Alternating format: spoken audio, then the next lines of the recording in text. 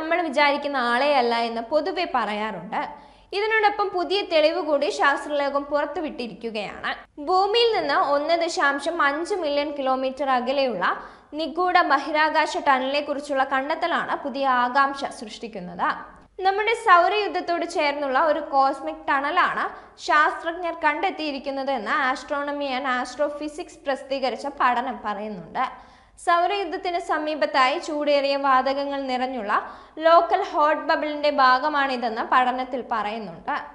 പ്രപഞ്ചത്തിലെ മറ്റ് ഗാലക്സികളിലേക്കുള്ള കവാടമായിരിക്കാം ഇതെന്ന് ശാസ്ത്രജ്ഞർ കണക്കുകൂട്ടുന്നതായി ചില വാർത്തകൾ പ്രചരിക്കുന്നുണ്ട്. ലോക്കൽ ഹോട്ട് ബബിൾ എന്ന ആശയത്തിന് 50 വർഷത്തെ പഴക്കമുണ്ട്. ബഹിരാകാശത്തെ അസാധാരണമായ എക്സ്റേ വികിരണങ്ങളെക്കുറിച്ച് വിശദീകരിക്കാനാണ് ശാസ്ത്രജ്ഞർ ഈ പ്രയോഗം ആദ്യമായി ഉപയോഗിച്ചത്.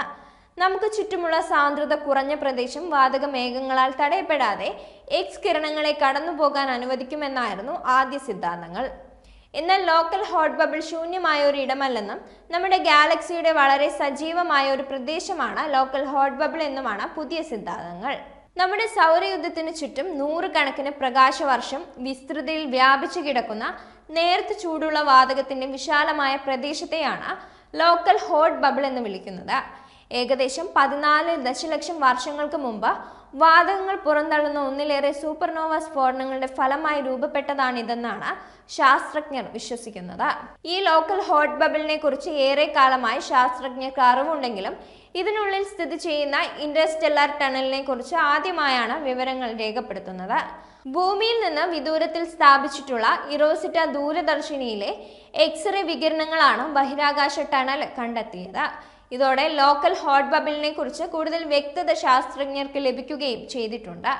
ലോക്കൽ ഹോട്ട് ബബിളിനെ കുറിച്ച് കൂടുതൽ വിവരങ്ങൾ നൽകാൻ ഇറോസിറ്റയ്ക്ക് കഴിയുമെന്നാണ് പ്രതീക്ഷിക്കുന്നത്. ടണലിന്റെ ചില ഭാഗങ്ങളിൽ ചൂടും ചില സ്ഥലങ്ങളിൽ തണുപ്പുമാണെന്നാണ് കണ്ടെത്തിയിരിക്കുന്നത്.